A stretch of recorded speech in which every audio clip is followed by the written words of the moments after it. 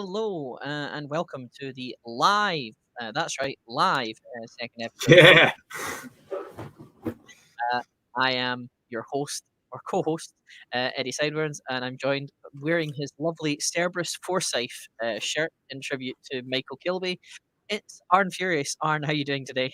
I'm doing fantastically well. I've had a lovely weekend. How are you, Eddie? You good? Yeah, I'm doing good. I've watched a couple of sports, some football, some baseball, some ice hockey. Been watching everything, playing some Among Us with yourself and some other people. It's been quite a good weekend. It's really I, gone I by a lot. didn't. If baseball and ice hockey were among like the homework for this, I didn't do it. Well, funnily enough, there's a pop quiz at the end of it that you unfortunately were not aware of. God damn it! But yeah, was watching that, watching some sports. Started on a TV show that we will talk about, I'm sure, midway through this. And also maybe it didn't legally watch WrestleMania. But you know, no one knows. But yeah, it was a lovely weekend. It went by very quickly. Didn't even think about it as much. When it starts to when it's quite sunny and the days are, it's like 8 o'clock, 7 o'clock, and it's quite sunny, you don't kind of think about how the day goes by so quickly. We're going to Yeah. start with Champions League, though, right from midweek. Yes, we are going to talk about the Champions League, the Gazprom, as some people like to call it. What are we going to Nobody start likes to off call with? it I that. call it the Gazprom. Which game do you want to start with? Should we start with Man City? Because we just watched the highlights on that to kind of refresh our memories on it. So Man City and Man City and Dortmund. Yeah, let's talk about that. What were your thoughts on that. There was cheating. Possible bribery of the referee. I thought there was two things that really set me off. There was the penalty that wasn't a penalty when Emre Can basically goes to kick the ball away, and Rodri decides that it struck him in the face. This error, even though it was here. I can't even show you where it was because it's so low down. I'd have to stand up and then my headphones would come out. It was, if anything, it was knee level because I'm pretty sure it hit him in the knee. It was very low. And the fact they didn't even rescind the yellow card. That got me steam. I was yelling at the TV, and I don't normally get that animated over a game where I'm not that bothered about who wins, but just I have a sense of fair play. Mm-hmm. And the other thing that really boiled my blood was the Jude Bellingham's goal, which was just fine. There was nothing wrong with it. Yeah, when I watched it, I'd seen that Jude Bellingham had said like they had been massively cheated out of it, and I was like, I wonder what exactly happened. And then when I watched it just there with you, I'm like, goodness me, like that's ridiculous. I don't get that. Like, obviously Ederson. I'm going to tell you what I think the referee has decided there. He's decided that it's dangerous play because the studs were showing when he went in for the challenge. That's what I think the referee has decided. He's wrong, but that's what I think he's decided. I mean, there's no way that's not a goal. He's just beaten into the ball. And when his studs weren't like that, they weren't like dangerous. He used the tip of his toe to kick the ball away. Yeah. It was a perfectly legitimate goal for me. He had because he goes round and scores it fine, and I think it's Ederson's reaction as well that kind of does play off. This referee seems to see the reactions and make the kind of quick decisions, and that penalty, he kind of seems like he's almost forced to make the decision not on his own merit, but obviously because of what happens when he sees it. He sees what happens when he watches the VAR. And as you said, it's quite good. That's one of the perfect reasons when VAR needs to be, working fine. And VAR was quite eventful during all the football that happened from Wednesday and obviously the weekend as well. But I thought Dortmund looked quite. They looked quite well, but City just kind of did their. City did kind of boss the game with the old vertical tiki-taka. They could have won by more, But Dortmund, I mean, you look at them in European competition, they've been decent, but they're not even in the Champions League spots in what is supposedly a weak league in the Bundesliga. I keep hearing that it's Bayern and a bunch of jabronis. And yet, like, Dortmund is supposedly the second best team in the league. They can't even get in the top 4. You look at Bayer Leverkusen as well, who look like a strong team on paper when you look at some of the players they've got, and how they're struggling. I think they've actually had to recently replace their coach. There's a fair few teams that have had really good seasons that you just didn't see it coming. Like Frankfurt weren't great last year. They've had a very good season. Wolfsburg have been a lot better than expected. It's just in general that league's a lot stronger than people give it credit for. There's a lot of really good footballers in it. So when you see teams like Dortmund struggling, I think people are surprised from the outside, but maybe not so much from the inside. I don't think you hear as much criticism of that league as you would League One. I don't think you would hear someone call that league a farmers league compared to someone calling League One a farmers league, because technically the only team that is destined for, because in League One there are different teams who could win. You look at Lille are top of the league in the moment. PSG are just not that far behind, and you've got other teams that are there. That one looks competitive. Yeah, Lyon and Monaco both stepped up this season. And can be competitive compared to the fact that in the Bundesliga, it's normally only one team, and it's Bayern. And then it's who else comes out in terms of that. But yeah, I thought this was a good game. I thought it sets up nicely with the away goal for Dortmund. So I'm very curious to see how that game takes off in the second leg. So yeah, I thought that was really good. It's in the prediction league this week, so. Oh, is it in the prediction league? It is. Do you want to tell the lovely listeners about the prediction league? I'm doing really well in the prediction league, like really well, excellently, I'd say.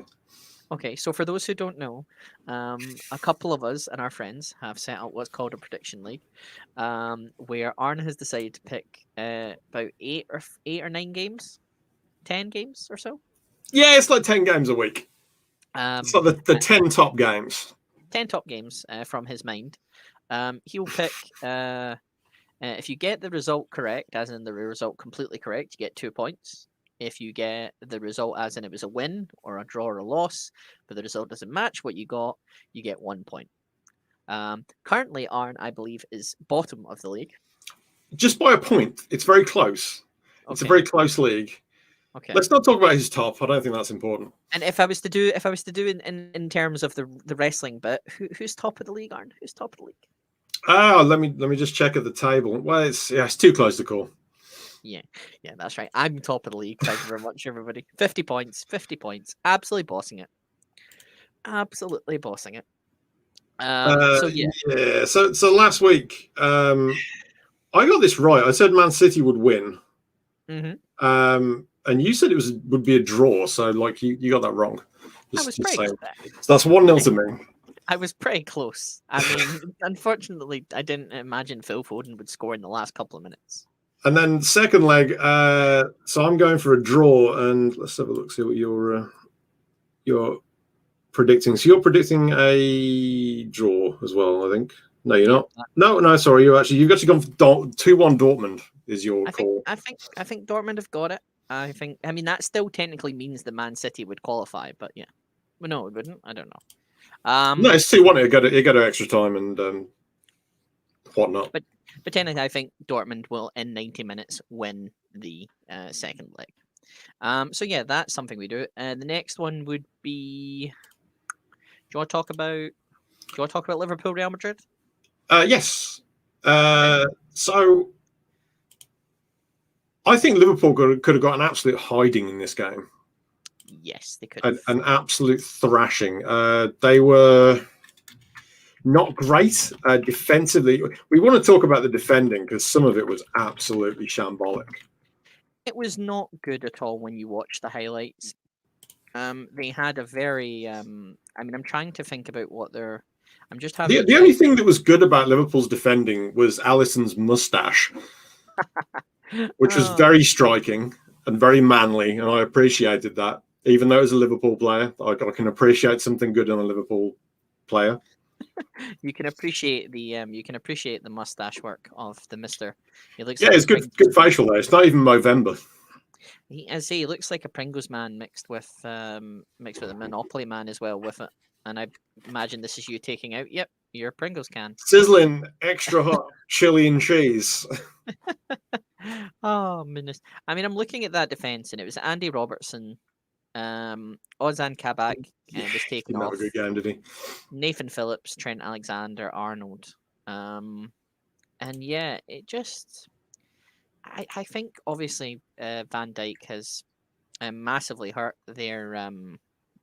losing Van Dijk has massively hurt the steadiness of their defense. Don't get me wrong, you were right. They shipped before the thing you said. I was saying that they did concede 7 goals against Aston Villa with Van Dijk in the team. So I don't think this is a new development here. This is something that's been rotten in Liverpool's defence the entire season. It's just been amplified by the fact that they haven't had Van Dijk available.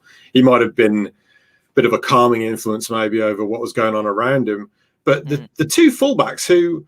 like Robertson and Alexander-Arnold last season were just incredible, but like in this season, they've really shown up their defensive frailties, especially Trent. I think signing Kabak on deadline day and Ben Davies. I know I've spoken to Ollie, and I know Ollie, Oliver Dawes, who's a Preston North End fan, raved about Ben Davies and how good he was. And he would be good. I think the Kabak signing has been when you sign him from a team that is near bottom of the Bundesliga and is having issues left, right, and centre. I said about Kabak when they signed him, I was like, he's very quick, so that's good because he makes a lot of mistakes. So he's quick enough to kind of like get back into position. Mm-hmm.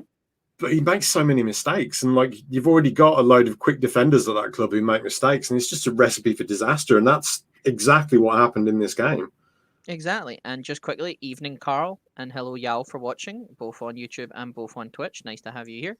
But yeah, I think the Liverpool defense is something they're going to have to. I think again they're going to have a massive look at it and sign someone. And kind of look at how they can change it.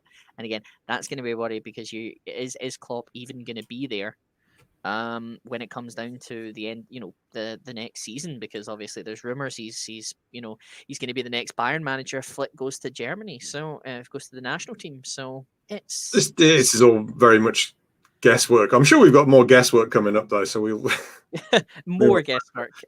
Real, let's talk about your favourite team. Maybe they should all grow moustaches. The back four, and then they'd have like that uniformity, and they'd maybe get along better. Oh, probably could work. Everyone goes mustache and all works together. But anyway, let's talk about your favorite team. Let's talk about the other team in this. Let's talk about Real Madrid. I'm not allowed to swear on YouTube, and you know this. Yes, you are not allowed to swear on YouTube. Real Madrid might be the only team I hate more than Liverpool. Oh. I love Asensio. I love watching Asensio play football. He was really good. You don't like the goal scorer. One of the goals. The other. I don't like any of their players.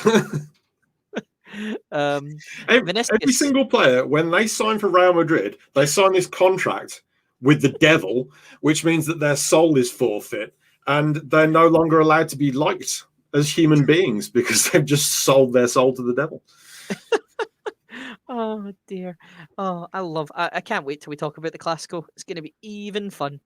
But yeah, they played, Real played quite well. I don't think there was really much to say. Jazz just reminded me that it is the Imbruglia fixture because I was torn as to which I hate more. Which one you hate the worst? Do you hate Liverpool? Do you hate Real? And Adam has chipped in by saying that he would like Asensio if he left Real Madrid. I completely agree.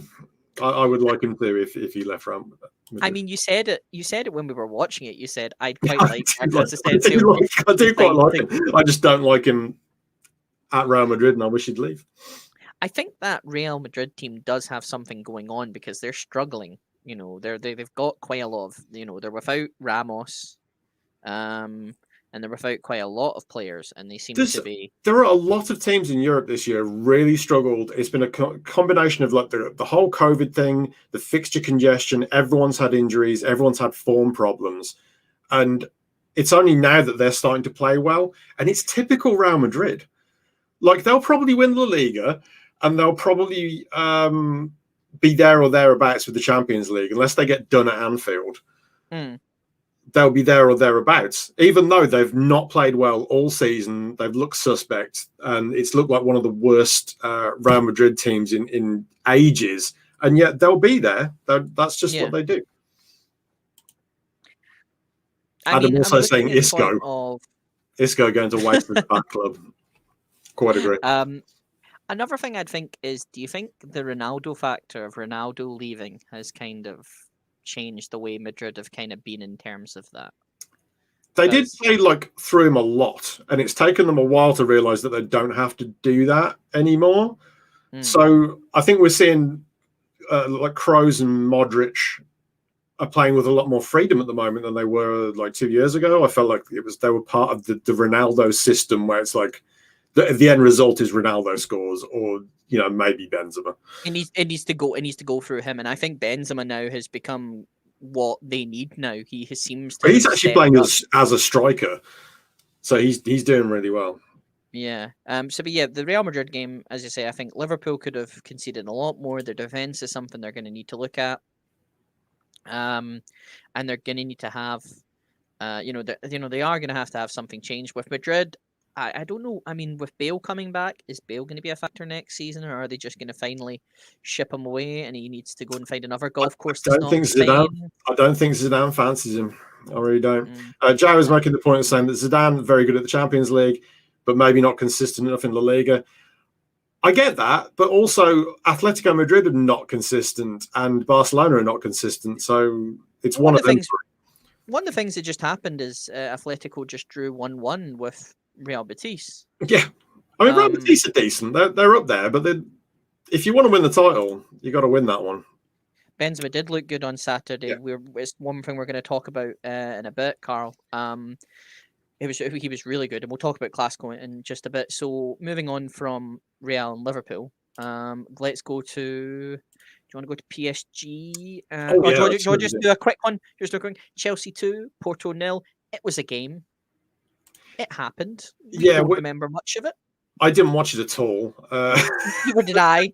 The highlights are 6 minutes on BT Sports YouTube page. So there you go. You can watch on there. So we were doing a little bit of prep beforehand, and it's like, should we watch the Chelsea highlights? No, it was a game. They won 2-0. Tuchel's a good coach, probably. I mean, you can't beat West Brom and Big Sam, but anyway. Let's talk about the story of the Battle of Choupo-Moting. Bayern to PSG 3. Eddie, I love this game. I love such a good game. I said to my wife when I was watching it, I said, this is why you watch football. This is why you get so invested in it. Because for every game that you get that just plays out as like a routine 3-0 win, or you get like a bored draw, you'll get a game like this one that's just thrills and spills and end-to-end action and goals galore, and it snowed. It's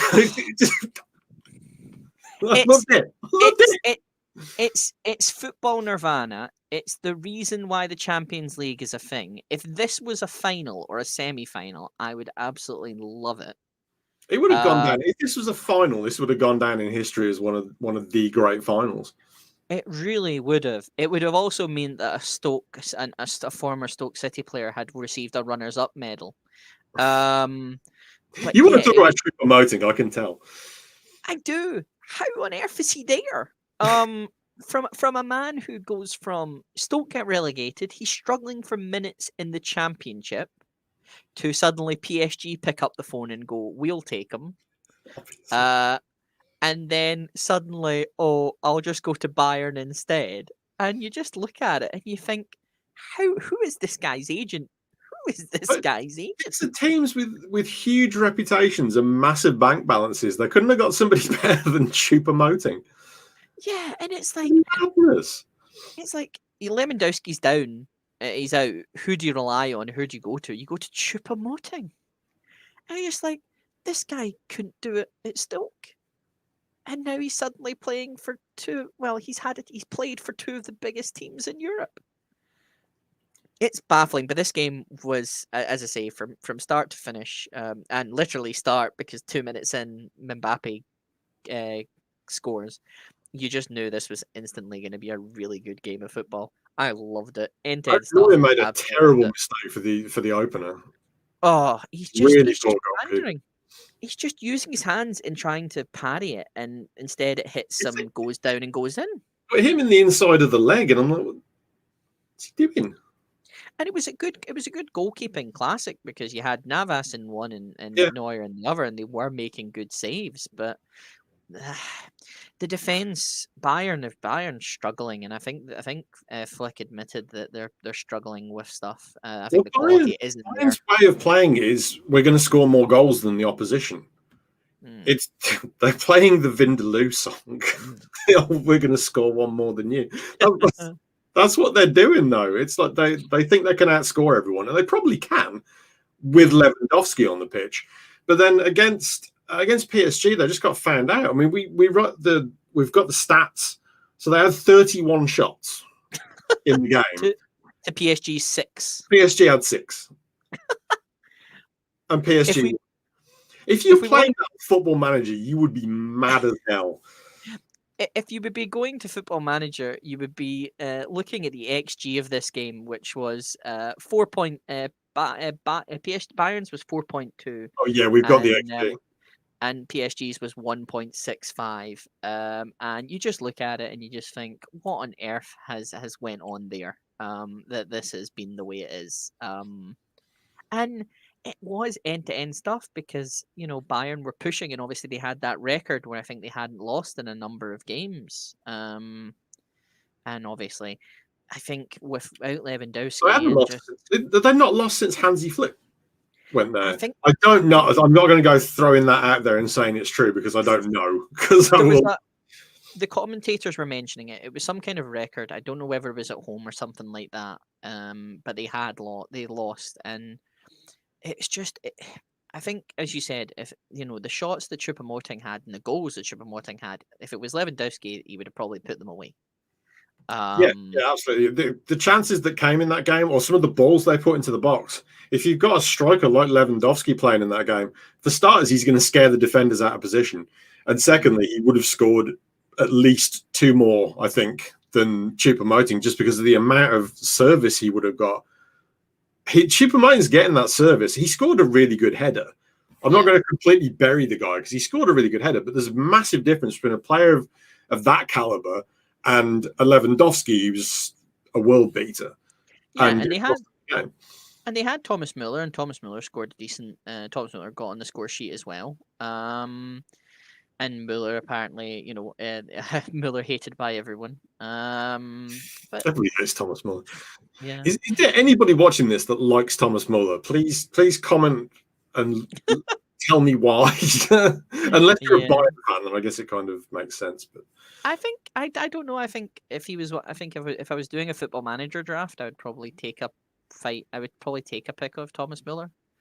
I think he's quite decent. I've not had any. I mean, I've seen him play Scotland and that stuff. But yeah, Eddie, I can't swear here. You're killing me. I know. I'm doing it quite quietly. But yeah, I thought this game. Yeah, this game is what the Champions League is about. It's the reason why the Champions League is there. If it was a final, it would be an utter classic. It makes me very excited for the second leg, which now, because I've said it, probably means the second leg will be a 0-0 draw. Or oh yeah, no goals. Because PSG will just shut up shop. And yeah, the Champions League. He does do that, Poch. Like, he does like to shut up shop. So like, he did it against Barca, and I wouldn't be surprised if he tried to do it against Bayern. But they can always rely on Mbappe on the counter attack. So there's always a chance that they can still score goals. I mean, they can play like they did here and still score goals. They only had 36% of the possession in this game, and like we said earlier, 6 shots. What was the XG again? 1.65, and they got 3 goals. They can set themselves up to just hit Bayern on the counter, and Bayern are susceptible. They don't have a plan B. They're going to defend really high up the pitch. They're going to attack all the time, And they have to attack all the time because they have to win. So I think we'll have a very similar game to the one that we had in Germany. Yeah, I mean, it's interesting. I believe we've gone for a 2-2. I'm not 100% sure on that. Yeah, I've gone for a 2-2. What have I went for? Come on. I can't remember most of the things I've went for in predictions. I sometimes overthink it. You're a little bit further along on the screen. Let's have a look. You've gone for a 2-1 to Bayern. Cool, because I'm top of the league. I think Bayern will do it. If they get Lewandowski, I think they'll do it. But yeah. Confidence. All that confidence. Yeah, best game. One of the best games I've seen. Right. Are we going to now get into the meat and are we going to go for what are we doing? Tell me. Let's have a chat about some potential summer transfers. I was going to go into quite a lot of depth on this, but we've done 26 minutes already, so probably not. Oh, we got plenty. Listen, we got another. We can do it. We can do it a little bit. Right, let's go. So where do you want to start? So, like, the way I see it, there's a lot of clubs that are interested in strikers because there are strikers available that would not normally be available. Mm-hmm. And there's a lot of big clubs out there that really need a new centre forward. Basically, all of them. Pretty much. Name a top side that couldn't do without a centre forward at the moment. We're getting yeah, we will get to that. I'm trying to think. I mean, there's not really.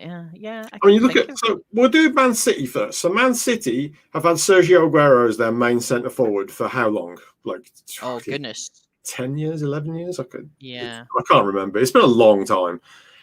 They've lost him. He's leaving. They need to replace him. They are blatantly saying that they're not going to, which is a lie. We kind of think they'll pick up Haaland. I think they would. I mean, I think they've probably touted Gabriel Jesus as the replacement, but the problem is Jesus is very injury prone. So I don't think. They could. I mean, Haaland. You know, his dad used to play for Man City. Is he going to sign for Man United? Probably not. Especially when that was the team whose player ended his dad's career, and he's always been a Leeds fan for some reason. Because I think his dad played for Leeds as well. He I did. could see him going there. I mean, the thing is, they could do this whole thing and tell you we're not replacing Aguero, and then they'll suddenly boost out with Haaland because I think Haaland has exceeded what he can do at Dortmund. If they don't win, if they don't get anything further in the Champions League this season, which I don't think they will, even though I predicted them to win, I still think City will go through. I definitely think he'll be heading somewhere else. I don't know where. Again, just depends on who decides to have the deeper pockets. And Man City have some pretty deep pockets. Well, yep, they've always had deep pockets now. It's just kind of when they're trying to spend it wisely. But yeah, I don't think you can get any wiser than Haaland, really. Yeah. I mean, there's not much risk to it. It's very low risk. He's got wherever he goes, he's got at least 10 years left in him, which. How many players are knocking around on the transfer market that you can say that about? Maybe Zlatan. You just I think Zlatan could go on forever at points, or he believes he could go on forever with the amount his body takes. So yeah. So with Haaland, he's been shopped around. So like Real Madrid are interested. Barcelona have apparently made getting Haaland their number one priority of the summer. That's what they've said. It's number one priority above trying to get Messi to sign a new contract and to keep him there. Here's a quick thing: if they sign him, is it not going to end up like the same situation with Neymar, and it'll just be very awkward, and people will just not like each other, and it'll be a whole "this town ain't big enough for the both of us" kind of situation? Because it happened with Neymar. That's the problem. Barcelona is Messi's team. Yeah, he's the one. He's the guy. That leads to the second question: would be, is Messi going to stay? Because if Messi leaves, they've got $500,000 a week saved in wage budget that they could put on somebody else. They could probably stagger the payments for whoever they're going in for. It's Barcelona; they're a big club. He'd requested his leave, didn't he? He requested to leave. Was it this season? Was it this summer? Or last summer? He'd requested to leave. But yeah, and then he did the whole, and then obviously changed his mind, decided to stay, and you had videos of Barcelona fans getting really angry. Yeah. Well, the thing is, look, he got rid of the president. So that's what he wanted to do, was get rid of the president. That's player power for you. And he wanted like Barcelona to progress forwards. And I feel like this season they've been better than they were last season. They've still got bounced out of the Champions League, but they've also gained experience for their younger players who are going to be like leading the club forwards in the future. Yeah. I feel like they're in a much better position, but they still want a centre forward.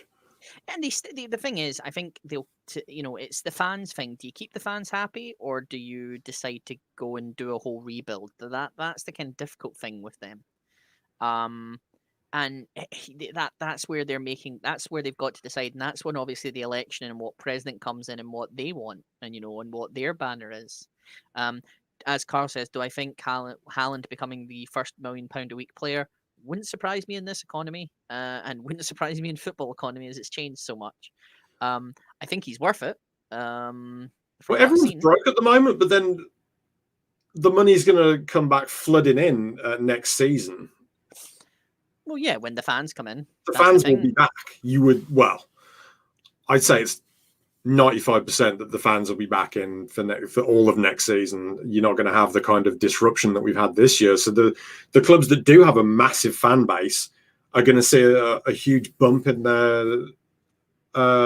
incomings. Yeah, and the thing is, you've got to also think what's going to happen with visas and stuff like that, and how has Brexit affected, transfers and how stuff's going to go. It's a very interesting going to be situation. I think obviously, speaking of people. I don't want to get into a whole big thing about it, but Chris is asking about the. I've just clicked on the wrong one. Let's try that one. How Spain would do with vaccinations? Apparently, in Madrid, the rejection rate for AstraZeneca is at 60%. So. Oh dear. Okay. That's how it's going. So yeah, that's a thing. Again, this is the thing: the economy and football and what's going on with Brexit and the vaccinations is going to be a massive effect on that market. You'd expect, as I say, not only obviously we're talking about Haaland and that, Aguero could go anywhere at this moment in time. Obviously, he's announced he's leaving. Apparently, Leeds are interested, and it was like, oh yeah, I might go to Leeds. If it happens, it would be amazing because it would be Bielsa with Aguero, and purely for that alone, it would be fun. You've got Harry Kane deciding that if Jose does not get him Champions League football, he probably wants to leave. But where's he going to go? Because Real Madrid have been interested for ages, but Real Madrid have currently they're looking at Haaland. They're looking at Harry Kane. They're looking at Mo Salah, and they have a strong interest in Kylian Mbappe. And Mbappe could be the one that really sets everything off because he hasn't signed a contract. His contract is up next summer. If he doesn't want to sign a new deal and he says, "I'm leaving this summer," where's he going to go? Yeah, I mean. And that would completely ruin any hope that Harry Kane had of going to Real Madrid because what are they going to do with him? They can't afford him to start. If they go in for one big player, they're not going to be able to afford another one in the same position. It's just not going to happen. Talking back on it, if Bale goes, Bale's another could be a triple effect if Bale does get sold because you could do a thing with Tottenham. But who's going to buy him? Tottenham could go for Bale again. They've got him on loan. Is he? Are they interested? He said he's committed to going back to Real. But if you listen to it, he says, "I have to go back to. I'm going. Once it's done, I go back to Real. Whether that means anything's different, you don't know." Again, as Yal's just put, Madrid is having regional elections next month as well. So again, that's another thing that's going to be important to figure out what exactly happens. The main thing is, I think whatever happens with the Champions League and who wins the Champions League, and we look at obviously where these teams finish in their leagues. Yeah, well, if Dortmund make it into the Champions League, then they've got a far better chance of retaining Haaland. But also, it's 150 million quid if they sell him. So whether they also have that's a good bargaining chip. Also, a discussion about kind of, does he have a release clause in his contract? What's the kind of situation with that? You don't know. And again, I was told it's next year. Next year, apparently, there's some kind of release clause for next year. Yeah. So they might want to cash in on him now to get before the release clause kicks in. That's the thing. It's like in Football Manager, where the assistant manager always tells you, "Oh, this guy has a contract running out next year. Might want to." Because he ain't going to sign a new deal. I don't think so. I mean, unless they suddenly bring in a ton of players and start winning Champions Leagues in a row and stuff like that, I don't think he stays. But again, it's all about what he wants to do. Again, he could just listen to his dad and go to Man City and get it right up Roy Keane. But yeah, that would be fun. So yeah, moving on. So that's kind of some others. We'll talk about some others in the next episode, or we'll discuss. Yeah, sure. There's many we've missed. Yeah, we had more on the spreadsheet, but we'll come back to that because it's not going anywhere. We'll be talking about it every week. We will, as I say. Let's talk about the Clasico because we watched it. It was wild. It was literally wet and wild, Arn. It was very rainy. Like, it was extremely rainy. We've had some pretty extreme weather in the world of the wacky world of football this week. I'm trying to type at the same time as it was really not working. Oh, listen, it's fine. It was I think as Carl was asking about it on Saturday, Benzema. There we go. The scoreline's now scrolling across the screens. Yeah, Benzema played out of his skin. During that, it was such a good performance, but Barca just, Barca dominated the ball. They had like all of the ball. Yeah, I haven't got the possession stats like we did for the Bayern game. They had all of the ball. They dominated the game. They should have won comfortably, I would have said, but they just got hit on the counter-attack twice, and that was it. That was it. Game over. So the stats were 31% possession for Real Madrid, 69. That's even worse than the Bayern PSG. That's just how much of the ball they had. I wasn't exaggerating. It was very I think Madrid took their shots when it mattered, obviously. And Barca were just throwing everything at it. I mean, the referee midway through the game was having issues with his headphones, so decided to take that up. Messi had a very wet shirt that he was Madonna replacing, which I just laughed at when we watched it. It was very, very it was very hilarious. That wasn't even that long. There was like 10 minutes left in the game, and he's like, "No, I want a new shirt. My shirt's wet." Of course, it's wet. It's pissing it down. Casemiro getting sent off, and the commentator doing the curse of Casemiro's been carded. Don't think you'll need to worry about that. And then about 5 minutes later, Casemiro's been carded. He's off. Bye bye. I was watching commentary on an Australian game this week, and somebody referred to the yellow card as a slice of cheese. I can't think of it as anything else though. I love when the refs pulled out the slice of cheese. I just love when other countries have certain phrases, and if they're English, they have some kind of like, honestly. Australia's great. That league's fantastic. Oh, it's such banter. It's I remember when Robbie Keane went there in 2009 or 2011, and Soccer AM made a whole thing about Robbie going to I'm a celebrity, I'm an A-League celebrity, get me out of here or something like that. And they would show highlights of Robbie Fowler in the A-League. It was like, I think, as you say, I think Real have the hot seat in terms of that now. They're in the hot seat. I mean, I know they're behind. They're behind Atletico Madrid, but Atletico are not playing well. They really are not playing well. Atletico have 67 points. Real have 66. I literally just clicked on Atletico standings while you were saying that. And so it is pretty close, that league. And as I said, Atletico did just draw with Real. Yeah, I feel like Real winning that game, that has given them the required momentum, I think, to go forward and just take charge of the league. I know Jazz saying like Zidane don't win the league, but I think he might. I remember there were rumblings of him getting sacked because, as always, he ends up having a poor performance Well, or something poor happens. they were absolutely pants earlier in the season, but then Barcelona were terrible as well. But look at the table now. But well, you can't because it's not on the screen. But like the teams, but the thing is, they end up losing to really bad teams. They like have gaffufs against like Getafe or Eibar or Levante. There you go. End up losing to their league. Okay, there, look, very, very, very classy league. Look, yeah. When you look, I think Sevilla are just about to win a game against Celta Vigo. I think they're winning 4-3. So that's an even exciting bit. Oh, that's something. Yes, Jazz just saying that'll put him at 61. Yeah, so I mean, so they're not out of it. But like you look at the way that the season has gone, and like Real and Barcelona were nowhere, and now all of a sudden look at the table. Look at the last 2 points off the top. You look at the form. Yeah, look at the last 6, and you look at the fact that Real drawn, and then win. Barca win, loss. And then yeah. it is open game. It's an open game. And Atletico are completely bottling it.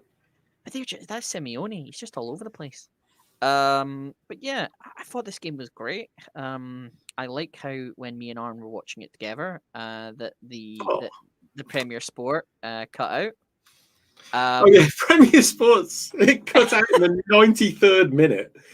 And we missed. It was Mariba. Mariba hit the bar in the last minute. Stegen had come up for it, and I'm trying to sign back in. It's saying like, "Oh, you're signed in on another device." I'm not. Stop it! By the time I signed back in, the game was over. But if you would like to announce that you are the person who stole Arn Furious's Premier Sports status, please comment down below. But no, I thought it was. It's always going to be a good game. I think in the prediction league I put 2-2 because I genuinely thought there was going to be goals, and Barca did genuinely look good at points, but Real just held on.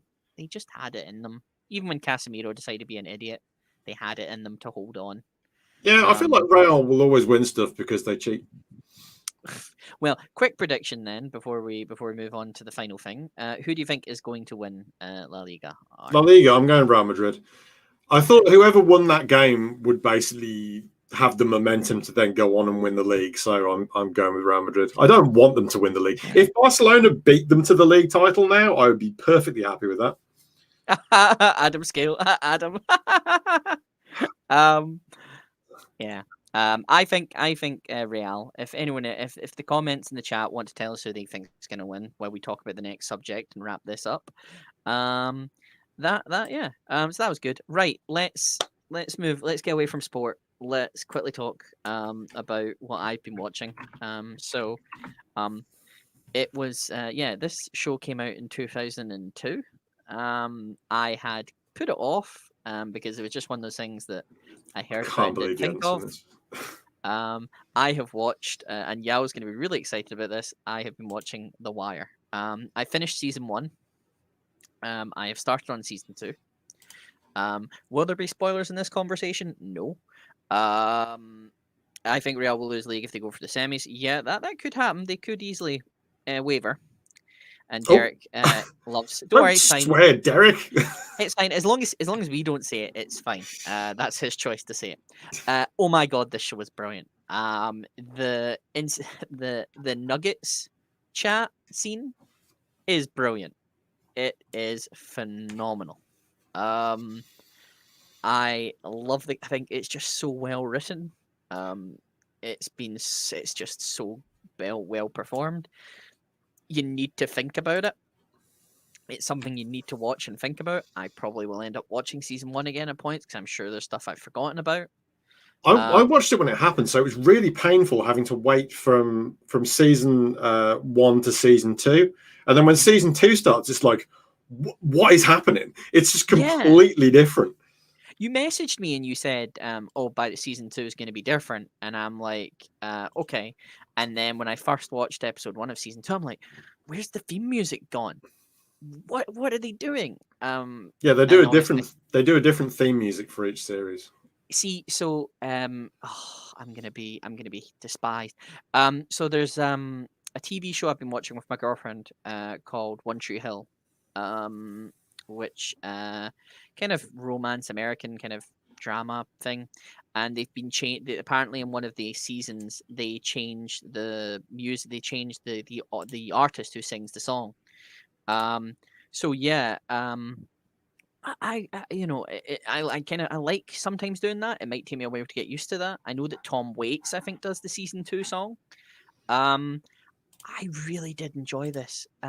It's during this lockdown I'm watching The Wire all the way through, and I've watched The Sopranos all the way through. The Some Sopranos I good loved. television. The Sopranos I loved, especially the scene in the wine in the Bayern Parents. It's just, and it's HBO just does such good television. I think my favorite character is probably Bunk. I love Bunk. I think he's just so good. Pine Barrens, thank you. Bunk is great. I love him so much. It's yeah, and it's that thing where it's like it doesn't leave any stone unturned. Like you may not see a character for a while, but they come back.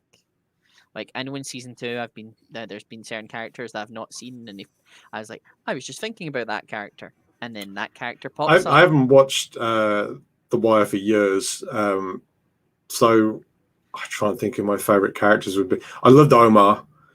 Oh, Omar likes to pop a shotty. I season loved 1. Omar. And I love the fact that Omar is an openly gay character, but it's like that's not even relevant to the storyline, really. It's just he just is gay, and then he just kind of like You get absolute badass. you get like when he appears back in the end, the finale of season 1. Yeah, and I'm going to talk about this guy in a minute. When he appears at the end of season 1, you're like, he's just a brilliant character. Michael B. Jordan. When I saw Michael B. Jordan in the season in season 1, and it's the bit where Dee's in the prison and he's talking to Stringer, and he's asking, and the lawyer, and he's just shouting, "Where's Wallace? Where's Wallace?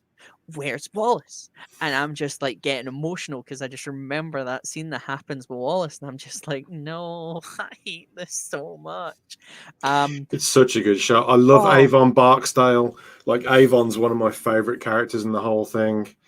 I can't even quote a single line of his without swearing. So it's like that's not happening. Jazz said he loves Frank Sobotka as well. It's just such a good. It's such a good show. The episode with Kima and what happens with Kima, I get so emotional about. That was one of those ones where, like, because I've not watched it properly and not watched back into it, I was like, I don't know whether this person's gonna live or die. I'm kind of quite worried about it. But yeah, I'm gonna. And people do just die. Oh, Prop Joe. Is he in season 1? I can't remember. I think he might be.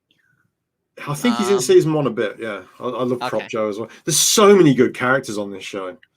It's HBO at its finest. It's HBO at its finest. It's they have good television. Like Sopranos is great for building stuff. So how's The Wire measure up? Because like, I think it's probably my favorite TV show of all time. If it's not, it's very, very close. Right now, for me, Sopranos is number 1. I'd probably have The Wire at 2. Yeah, he keeps calling me McNutty. I think for me, it's like The Wire. It rounds off so perfectly in like 5 seasons, whereas I felt like The Sopranos, it didn't really have that tightness to it. I feel like there's a couple of episodes that are a little bit extraneous, whereas like The Wire is perfect. It ends perfectly. It's just perfectly self-contained. It doesn't need anything else. It's there. I don't want to talk about the end because I don't want to spoil anything for you. But there is a scene right in the last episode where there is a character looking for a wire fence, and when you get to this at the end of it, you're gonna be like, oh, and you see like the various storyline threads being wrapped up in a montage, and I'm getting chills.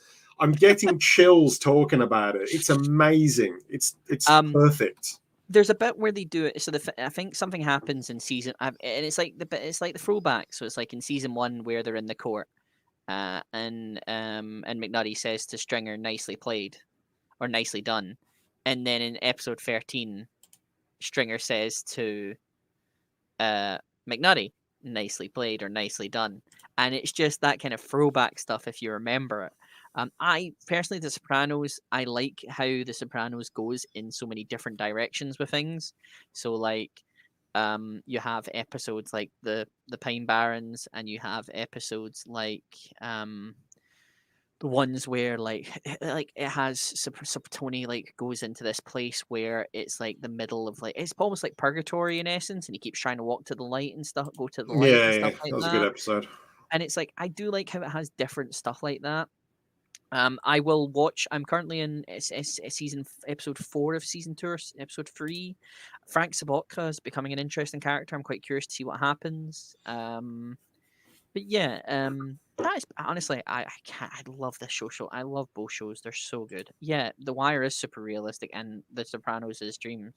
You know, but they're both like very like, Avon Barksdale and Tony Soprano are, you know, massively different, massively like similar characters and how they perform and what they do, except Tony Soprano at points sometimes comes across as likable and then becomes pretty much a dick at points.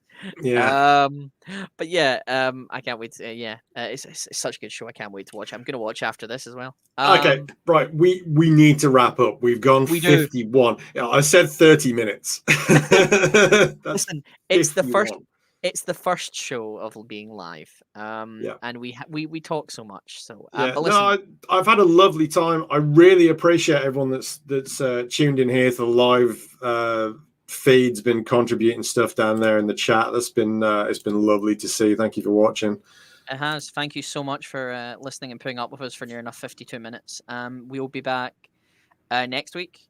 We'll be live again on YouTube and Twitch. If you have stuff you want to talk to us about, I'm Eddie Sideburns on Twitter. This man is lucky enough to have 2 Twitters. One where he has become now a part-time wrestling reviewer, and the other where he talks about Football Manager. Do you want to give them your? It's Arn. I'll put it in the. FM? Yeah, no, it's that Arnold Furious is the main one, but I'll put it in the description. Unless I forget, then I won't put it in the description. But I'll try and remember to put it in the description. Yao showing his disgust is the fact that we're not. Is the fact we're not going 60 minutes at this point. No, Derek, it's not. No, Derek, it's not sports content only. It's not sports only, and it's not football only. We'll talk about whatever we want, basically. So. You give us something. If we find it interesting, we'll talk about it. Anyway. We're definitely going to do Formula One next week. Oh yes, we are, because it's definitely doing Formula One because that's on next weekend. So that will be part of it. Right. Thank you very much for watching, listening, and everything. And we will see you all next week. Thank you very much. Bye-bye.